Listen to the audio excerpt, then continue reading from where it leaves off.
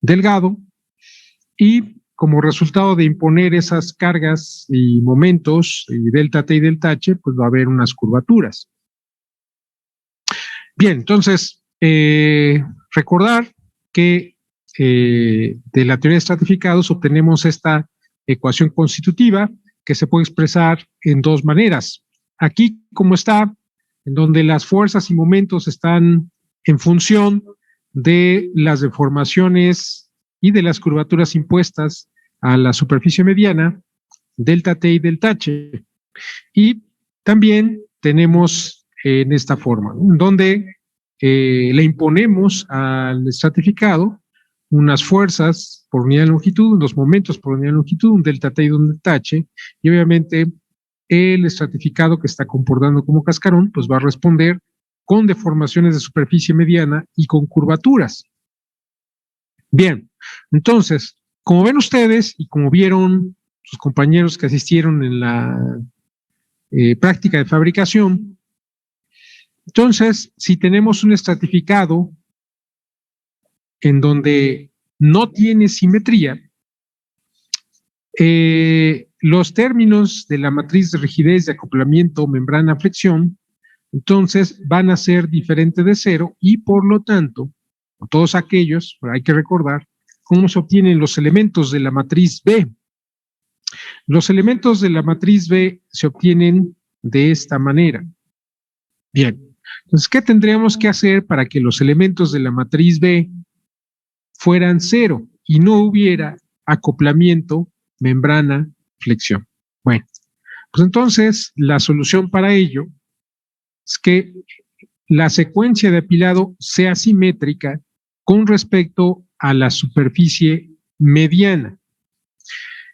Si la secuencia de apilado es simétrica, es decir, simetría en términos de orientaciones, pero también en términos de material, si nada nos sirve que sea simétrica en orientación si tenemos materiales diferentes, arriba y abajo, pues entonces es como si no tuviéramos simetría. Es simetría tanto en orientación como en materiales. Es decir, si tenemos 10 capas, quiere decir que la superficie mediana está entre las 5 y las 6. Pero entonces si tenemos simetría con respecto a la superficie mediana, pues entonces quiere decir que la capa 5 y la capa 6 son iguales en orientación, pero también en material, es decir, en el tipo de refuerzo. Bueno, normalmente comparten el mismo tipo de matriz. ¿Sí? También eso significa que la capa 4 y la capa 7 son iguales, que la capa 3 y la capa 8 son iguales, que la capa 2 y la capa 9 son iguales y que la capa 1 y la capa 10 son iguales. ¿Se entiende eso? Son iguales también en material, sí, también, bueno, obviamente comparten el mismo proceso de fabricación porque si van al mismo tiempo, aproximadamente el espesor por capa es igual. De tal manera que si ustedes analizan, si se cumplen esas condiciones, pues entonces va a haber lo mismo y abajo, por arriba y abajo de la superficie mediana y por lo tanto los términos de la matriz B se van a hacer ceros. Pero no solo eso, sino aquellos elementos que se calculen de la misma manera. ¿Cuáles son los elementos de aquellas constantes elásticas que se calculan de esta manera, de la misma manera? Si nosotros podemos analizar los elementos de la matriz B, o sea, estos B y J, van a ser un medio de la suma de ZK al cuadrado, que es la clave, menos ZK menos 1 cuadrada por la propiedad de esa capa. Bien, ¿cuáles son los elementos o los otros constantes que se calculan de la misma manera? Pues obviamente M alfa y M beta. Entonces, M alfa va a ser un medio de la suma desde K igual con 1 hasta K igual con N de ZK al cuadrado menos ZK menos 1 cuadrada por la rigidez térmica de la capa K. M beta pues va a ser igual a un medio de la suma desde k igual con 1 hasta k igual con n de zk cuadrada menos zk menos 1 cuadrada por la rigidez térmica de esa capa. Entonces se calculan de la misma manera. Aquí lo que vamos a ver que tienen en común es que dentro de la suma aquí hay este coeficiente, bueno, este escalar, que está aquí, este escalar, pues es zk cuadrada menos zk menos 1 cuadrado. Entonces, todos aquellos constantes que se calculan teniendo como escalar, como coeficiente, esa diferencia de cuadrados, pues también, si tenemos un estratificado simétrico, se van a hacer 0. Y eso significa que para ese caso, entonces, nuestra ecuación constitutiva, pues no va a tener elementos, más bien los elementos de la matriz B que aparecen aquí, que aparecen acá, serán 0. Al igual que M alfa X, M alfa Y, M alfa XY, M beta X, M beta Y, M beta XY. ¿Sí? Entonces, no va a haber una rigidez térmica en flexión, ni una rigidez higrométrica en flexión, si es que es simétrica. Bien, de la misma manera, si nosotros invertimos el sistema, como está aquí, también los elementos de la matriz B, tanto estos que aparecen aquí como estos que aparecen acá, serán 0.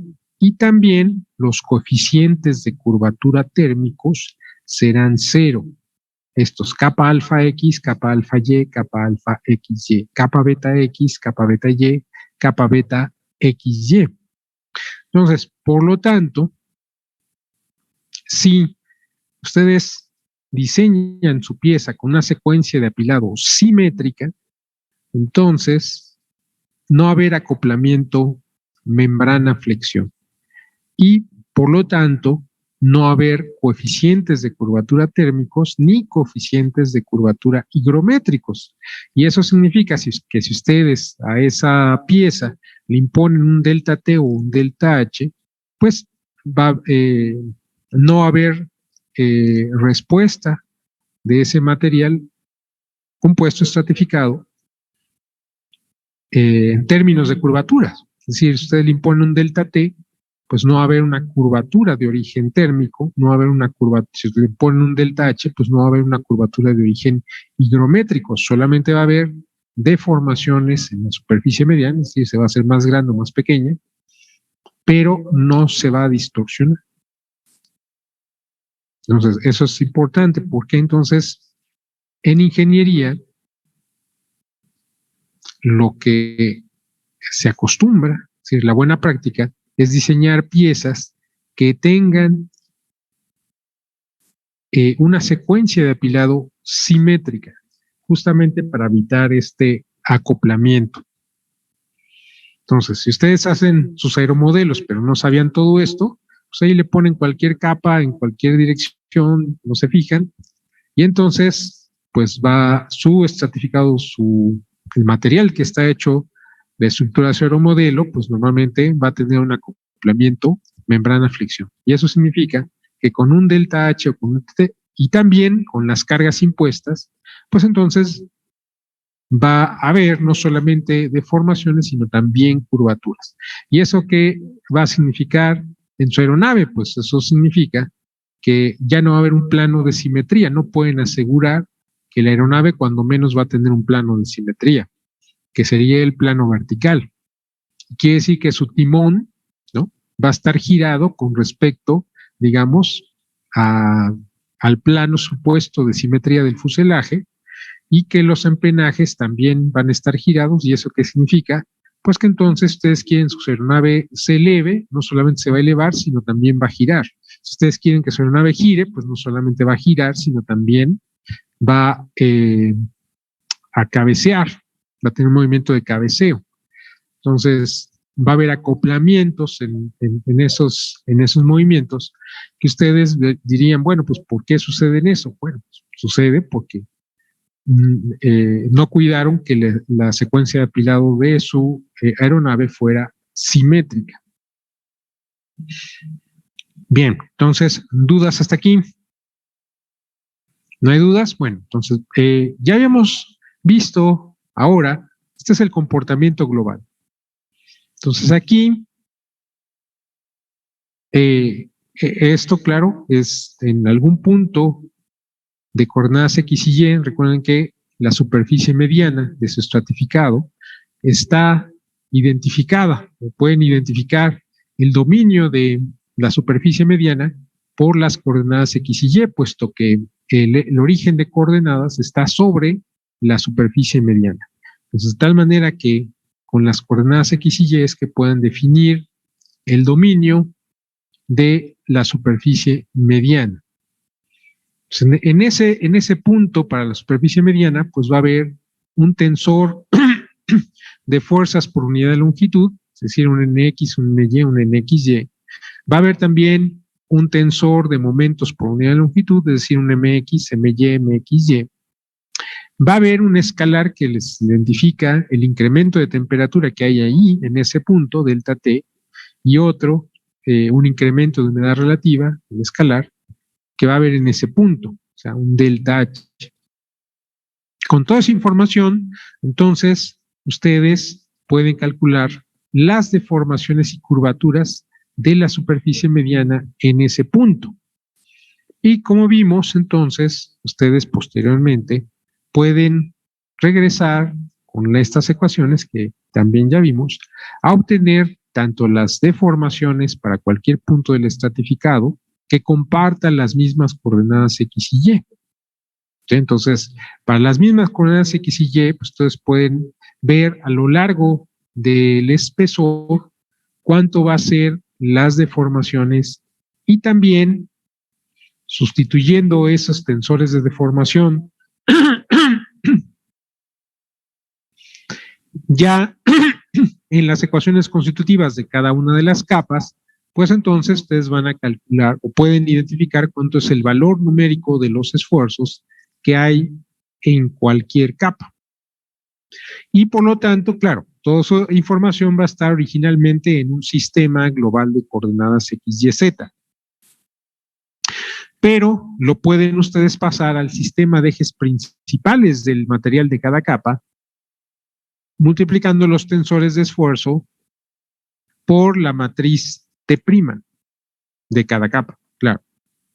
Y entonces, ya una vez en el sistema de ejes principales de cada capa, es decir, los tensores que tienen cuyas componentes son sigma L, sigma T y tau LT.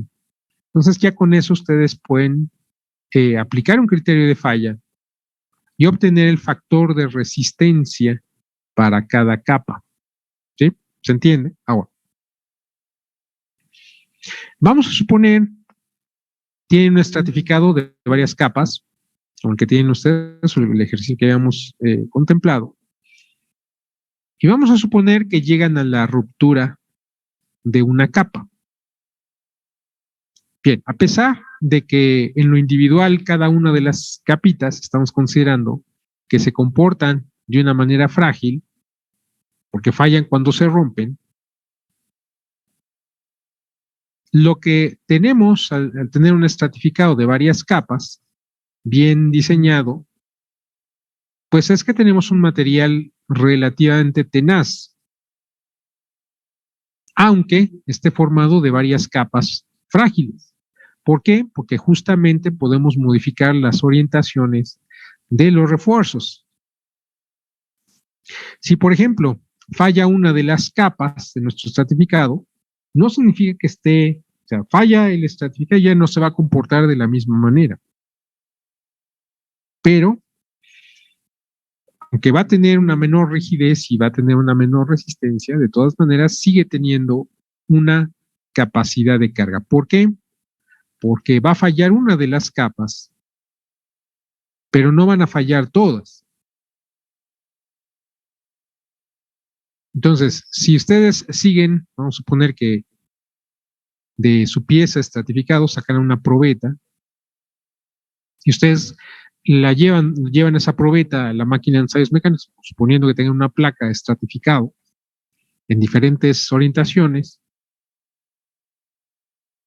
Entonces, hace una probeta y la meten a la máquina de ensayos mecánicos y le empiezan a estirar. Pues va a fallar una de las capas y obviamente pues va a haber una caída en la carga, pero no se va a caer la carga hasta cero, sino se va a caer solamente una cantidad y de todas maneras sigue habiendo otras capas resistentes. De tal manera que, bueno, se cayó un poco la rigidez porque obviamente esa capa ya no está trabajando. Quedan las otras. Obviamente la rigidez es menor, es decir, si ustedes analizaran el módulo de elasticidad global que tendría ese estratificado, sería menor a cuando estaba completamente sano. O sea, la pendiente en un diagrama que ustedes construyan de esfuerzo contra deformación, pues va a ser menor, claro, y se va a caer un poco la carga y de todas maneras va a seguir teniendo capacidad de carga. Es decir, si ustedes lo siguen estirando, pues entonces va a haber de todas maneras un comportamiento como lineal o aproximadamente lineal y cuando falle la siguiente capa, pues entonces se va a caer la carga, pero de todas maneras sigue teniendo capacidad de carga. Voy a hacer un esquema.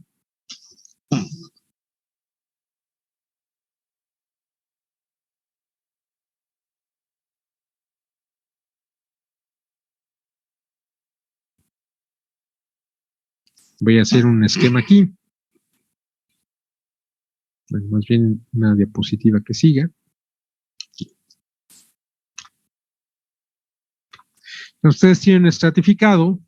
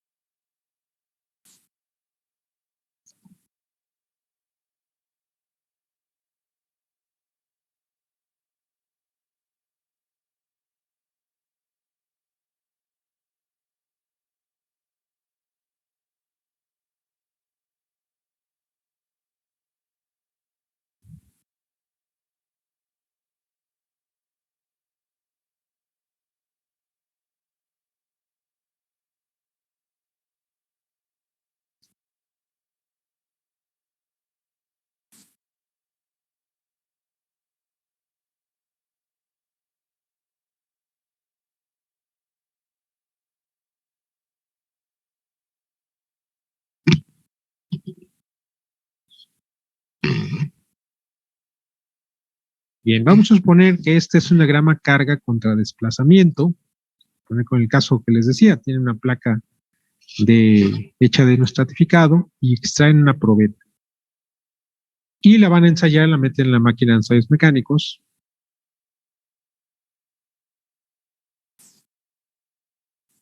Entonces aquí van a tener un esfuerzo, por ejemplo, una fuerza, en términos del comportamiento de su probeta.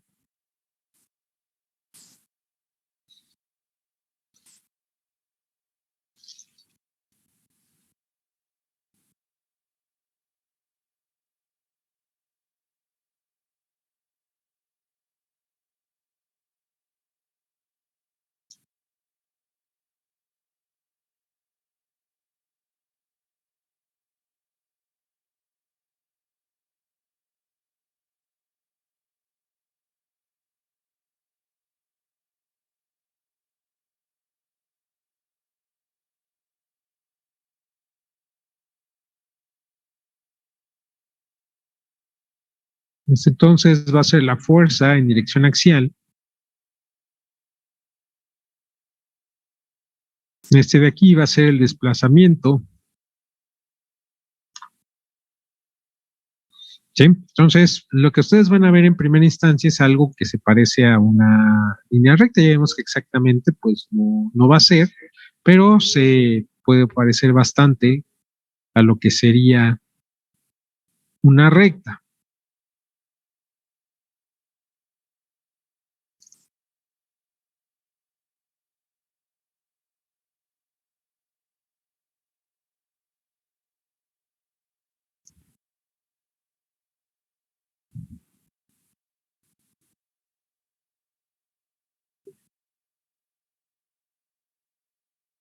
Voy a poner en rojo para que se vea.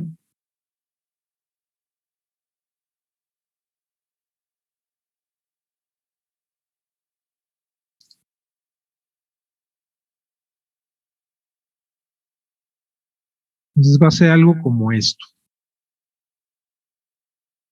O sea, no es exactamente una línea recta, pero se va a parecer bastante a una línea recta.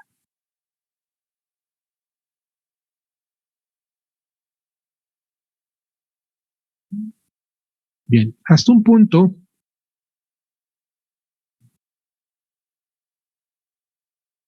en el que va a fallar la primera capa. Y en ese momento entonces la carga se va a caer.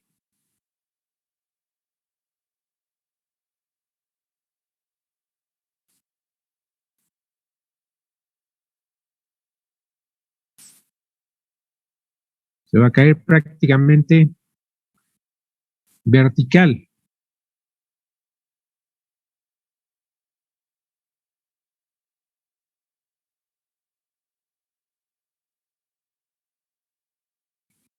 Y después, obviamente, va a haber una capa menos en su estratificado, porque esa capa que ya falló, pues ya no va a estar cargando, por lo tanto, se va a reducir la rigidez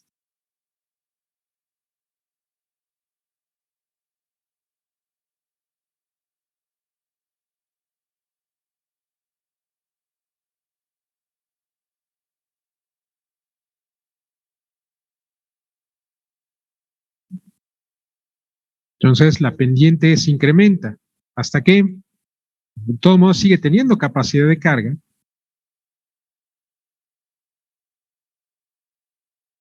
Y va a fallar una segunda capa.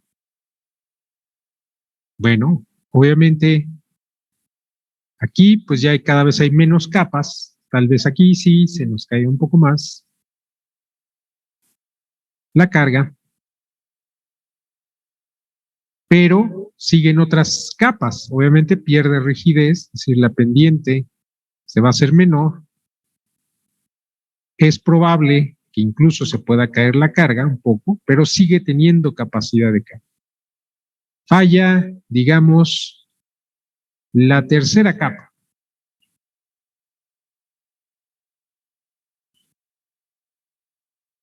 Pero de todas maneras sigue teniendo una determinada capacidad de carga, porque existen otras capas. Claro, obviamente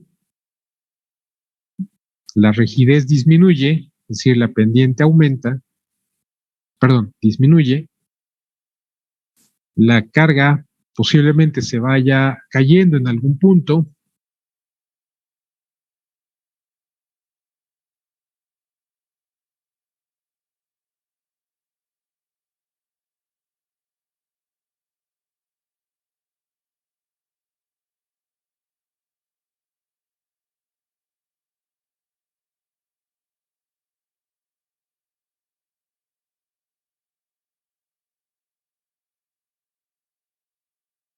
Hasta que finalmente pues se va a caer completamente la carga, va a ser cero.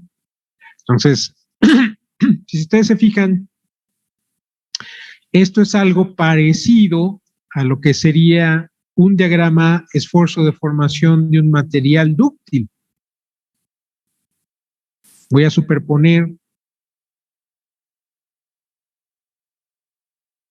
aquí en azul lo que sería aproximadamente un diagrama esfuerzo de formación para un material dúctil.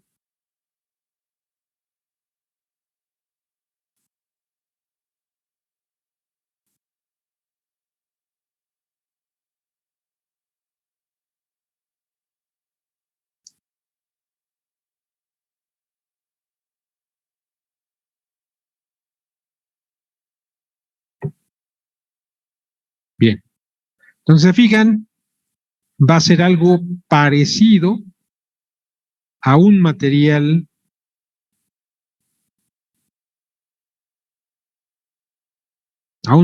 dúctil, ¿sí? Aunque sabemos, material dúctil hay una zona plástica, bueno, que en realidad estaría un poco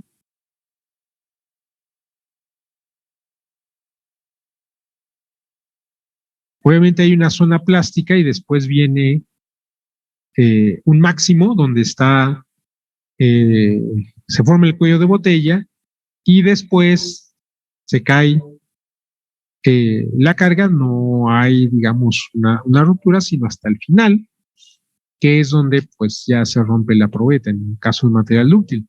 En el caso de este material compuesto, no podemos decir que tenga una zona plástica, porque no la tiene, pero tenemos una zona de gran daño, o sea, toda una zona amplia. Toda esta zona que está aquí, pues representa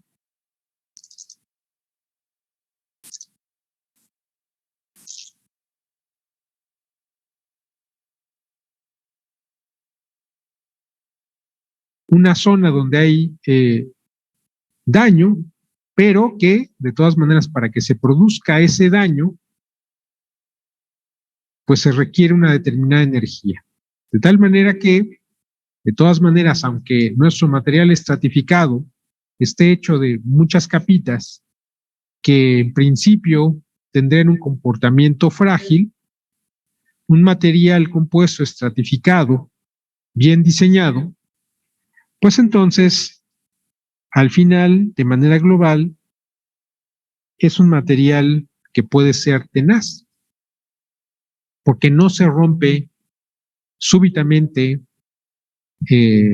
al primer daño y la zona de daño, o sea, toda esta, de todas maneras forma un área bajo la curva de este diagrama, es decir, es una energía que se tiene que gastar para que se rompa completamente ese estratificado.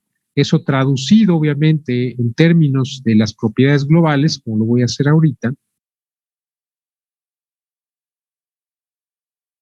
Si todo este diagrama también lo podemos transformar a unas propiedades globales del material, es decir,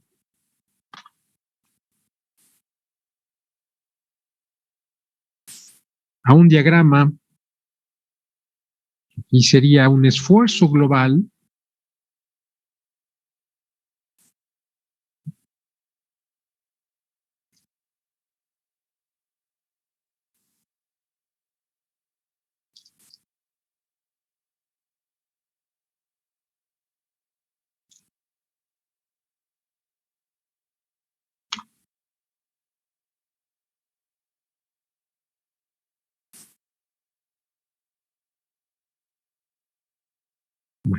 eso,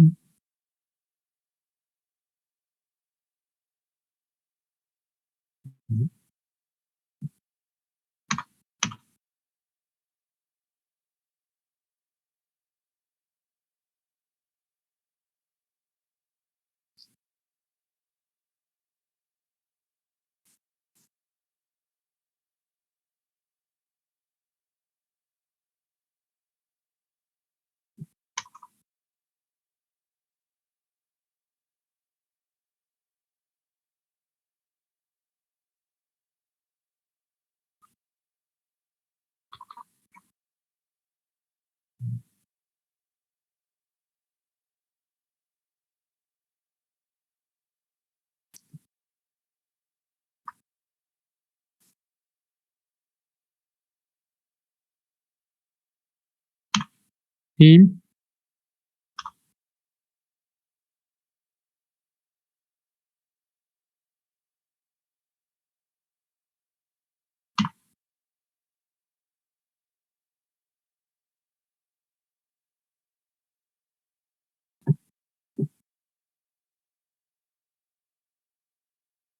a una epsilon X. Entonces, traducido ya en términos del material, tendría una forma, obviamente, semejante que el diagrama.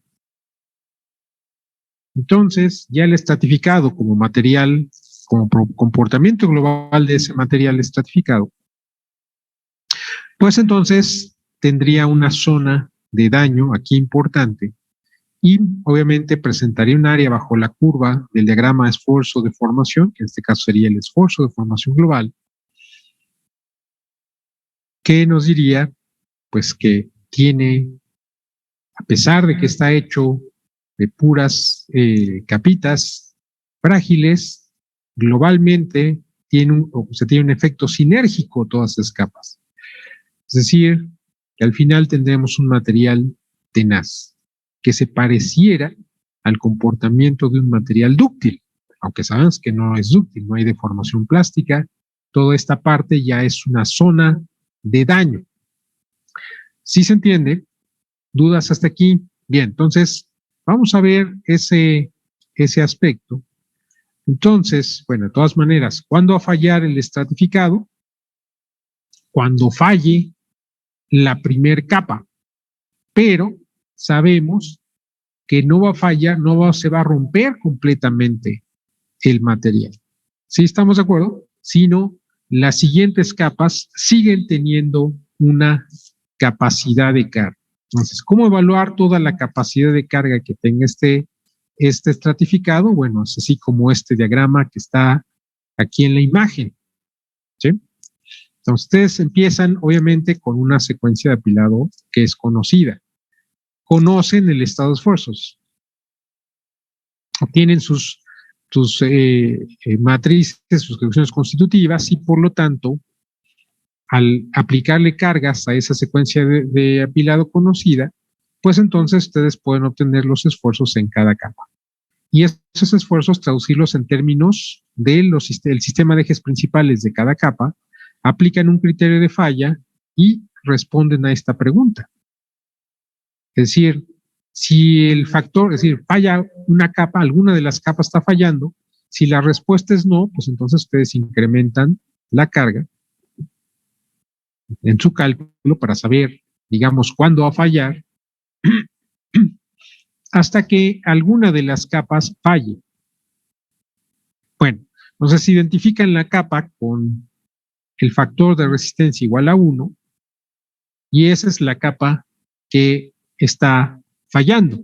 Si quieren seguir evaluando su capacidad de carga, bueno, pues entonces lo que tienen que hacer es descontar la rigidez y las propiedades de resistencia de la capa que está fallando, volver a recalcular su secuencia de apilado, considerando las mismas posiciones de las capas en las que está, incluida la capa que está fallando, pero obviamente a la capa que está fallando le quitan la rigidez de acuerdo con el modo de falla.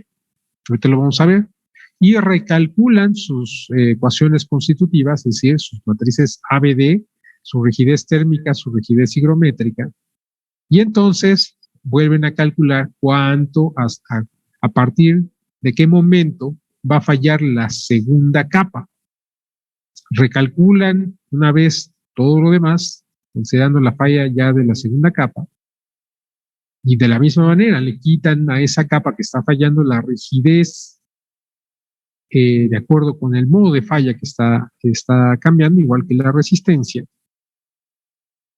Recalculan, etcétera, etcétera, hasta que obviamente todas las capas fallen.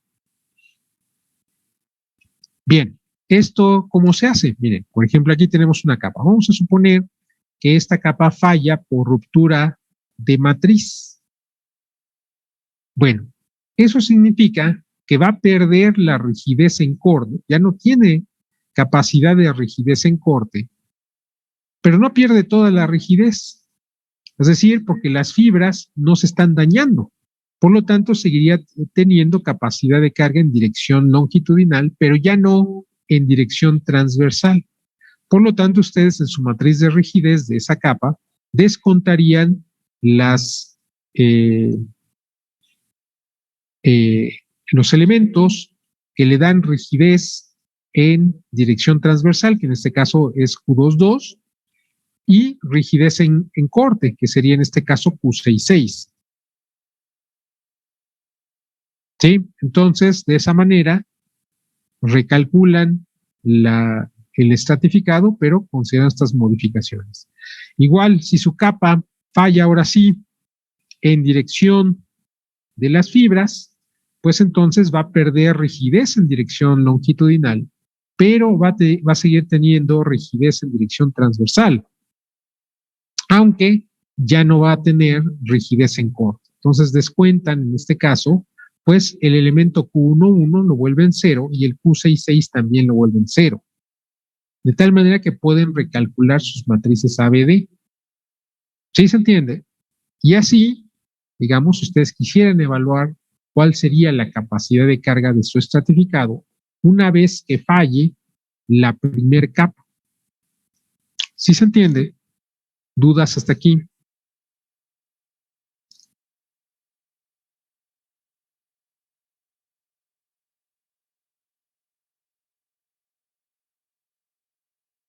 ¿Dudas? ¿No hay dudas? Bueno. Ok, entonces obviamente ustedes recalculan sus matrices, ¿sí? Entonces lo que va a pasar es lo que tenemos aquí. Ahora, va a caer la rigidez, claro. Eso es decir, el módulo de elasticidad global pues se va a caer. O sea, este es, tenía antes originalmente, después del primer ciclo, en donde hubo una falla, pues entonces se va a caer la carga. Entonces, existen otras teorías, porque si se fijan, esta manera de hacerlo, pues requiere recalcular después de cada falla la rigidez completa del estratificado. Pero, si ustedes hacen, por ejemplo, una serie de ensayos que serían semejantes a los ensayos de fatiga, pero justamente para caracterizar el daño, o más bien el comportamiento cuando ya hay un daño, entonces en sus probetas de caracterización de cada una de las laminitas individuales, pues entonces pueden hacer una serie de ciclos que lleven hasta la ruptura. Entonces, van a hacer una ruptura.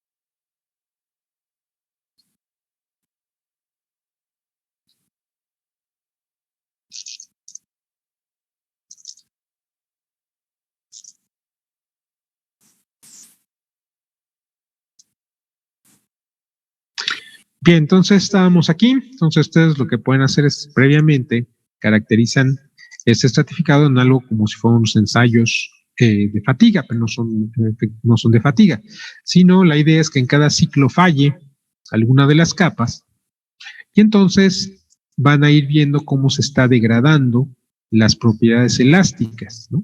Obviamente, la pendiente en el primer ciclo pues va a ser más alta que la pendiente en el segundo ciclo cuando ya ocurrió un daño. Y entonces empiezan a identificar estos coeficientes que son los que van a afectar justamente a las propiedades y de tal manera que ya no necesiten recalcular completamente su matriz ABD, sino afectar, en este caso, por ejemplo, los elementos de la matriz A por este coeficiente, ¿sí?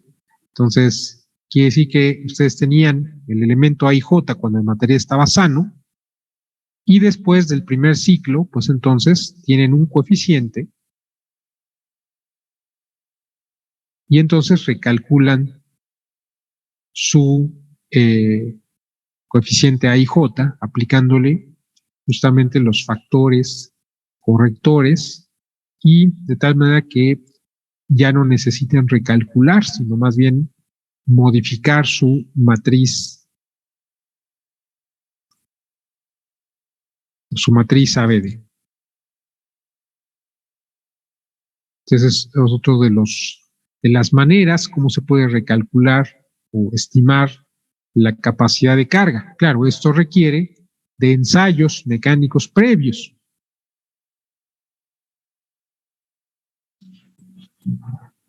Pero bueno, esa es una manera de hacerlo. Bien, ¿dudas hasta aquí?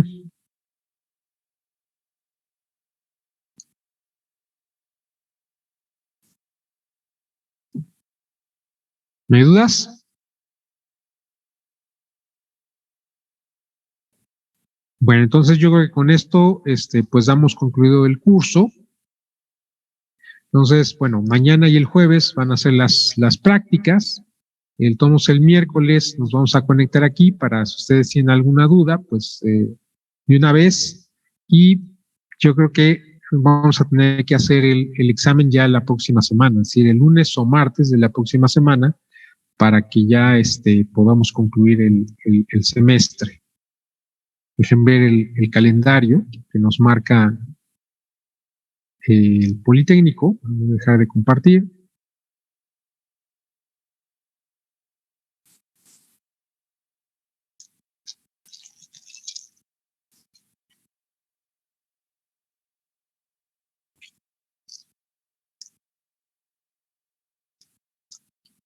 Sí, entonces, a ver, nosotros estamos en esta semana, sí, claro.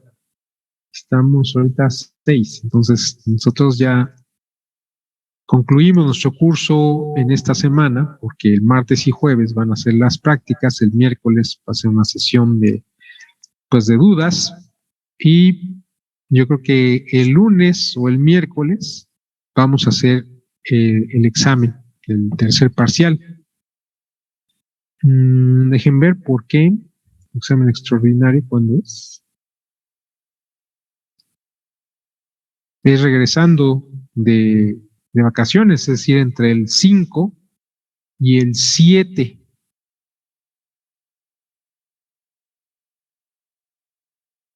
Ok, entonces, bueno, entre el 5 y el 7 es para ya subir la calificación. Entonces quiere decir que el lunes 3 de enero tenemos que hacer el examen extraordinario.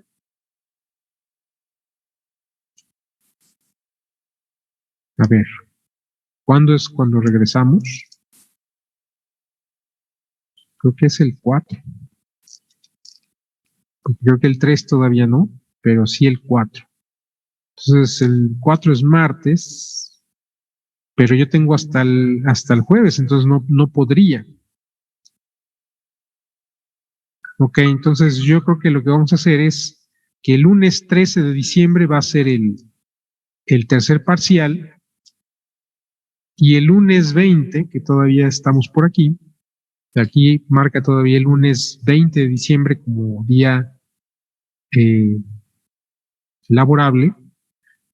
Entonces el lunes 20 de diciembre vamos a tener que hacer el extraordinario. Bueno, para aquellos que quieran hacer el extraordinario, para que a mí me dé tiempo y no llegando luego, porque si lo dejamos para regresando de enero, nada más voy a tener unos cuantos días, no va a ser posible calificar todo. Entonces, bueno, las fechas van a estar así, ¿no? Entonces, el día lunes 13 de diciembre va a ser el tercer parcial, y el lunes 20 de diciembre va a ser el examen extraordinario.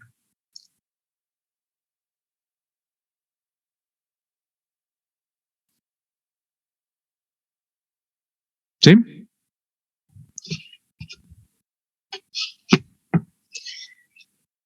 Bien. Ok. Entonces, ¿dudas? Bueno, profe, de mañana de la práctica, ¿es nada más llevar bata o guantes o Bueno, qué se lleva mañana mañana? es realmente mucho más sencillo, no hay tanto trabajo, digamos, físico, no hay posibilidad, o prácticamente no hay posibilidad de ensuciarse, pero de todos modos traigan su bata, porque sí vamos a tener que meter las probetas al horno, ustedes las van a tener que sacar. Entonces, si quieren, pues traigan su bata, ¿no? ¿Sí? Sí, profe. 8:30, profe. Sí, 8:30.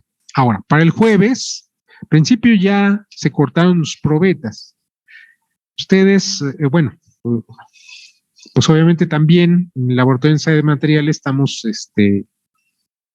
limitados a la cantidad de alumnos. De todas maneras, no son más de 15, creo. O sea, todas maneras estamos muy limitados en cantidad de alumnos en los laboratorios. Pero sí, traigan sus probetas cortadas, pero ya las dimensiones las marcan, ¿no? Como debe ser, la parte de la zona de prueba, los 150 milímetros que hay al centro, dejando obviamente los 50 milímetros a los extremos. Y bueno, obviamente yo les voy a prestar aquí pues un calibrador, un micrómetro, para que ustedes hagan cuando menos 5 mediciones del espesor, 5 mediciones del ancho, saquen un espesor promedio y un ancho promedio, y con eso se saca la sección transversal promedio. Vamos a hacer los ensayos y ya ustedes van a procesar posteriormente sus resultados, y eso lo van a incluir en su práctica, en su trabajo de práctica. Van a tener que enviar, bueno, eso todos, nada más que este chico que me está ayudando todavía no me ha subido los videos, pero de todas maneras esos videos ya van a quedar, digamos, esta semana. De tal manera que a más tardar el 13 va a ser el examen. Por lo tanto, entonces el 13 pues también es el día límite para que me entreguen, eso, y me tienen que entregar todos la práctica. Bueno, la práctica, o sea, su reporte de práctica, que en realidad pues fueron 4 prácticas, ¿verdad? Pero o sea, yo considero que es una sola práctica dividida en 4 partes. ¿Sí?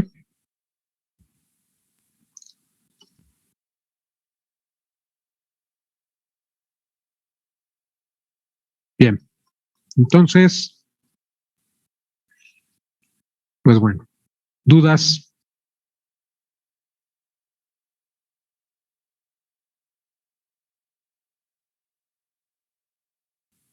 Profesor, Sí. mencionó que iba a haber un formato o un... Sí, el instructivo de las prácticas. Pues de una vez nos vamos a dar por ahí.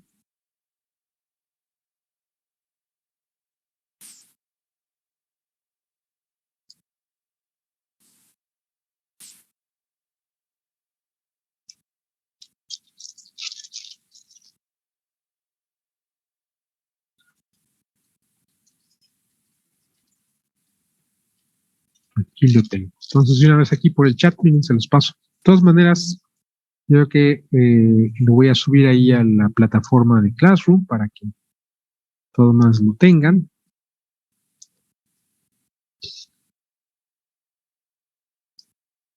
Caray, ahí está.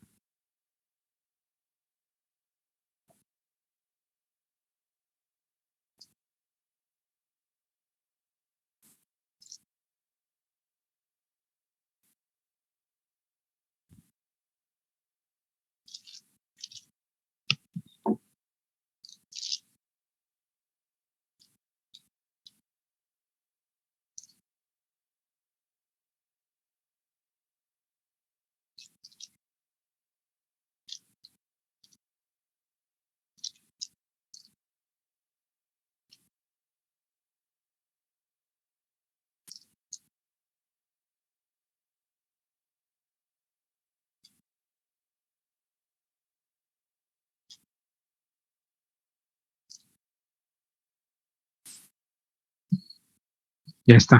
Ahí está. En principio ya lo tienen. ¿Sí? Así me quiero que... Bueno, más bien estas son las instrucciones para que me entreguen su reporte de práctica, ¿no?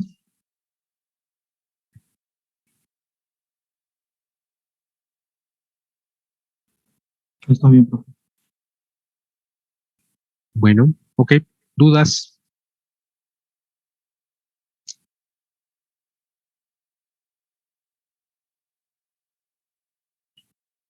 Me parece que no, profe. ¿Dudas? No, profe, al menos no de mi parte. Bueno, entonces, si no hay dudas, entonces nos vemos, bueno, los que quieran venir, o los que puedan venir, más bien. Nos vemos mañana, ¿ok? Ok, profe, gracias. Ok, profe. Cuídense. Hasta luego. Bien, no, profe. Hasta luego.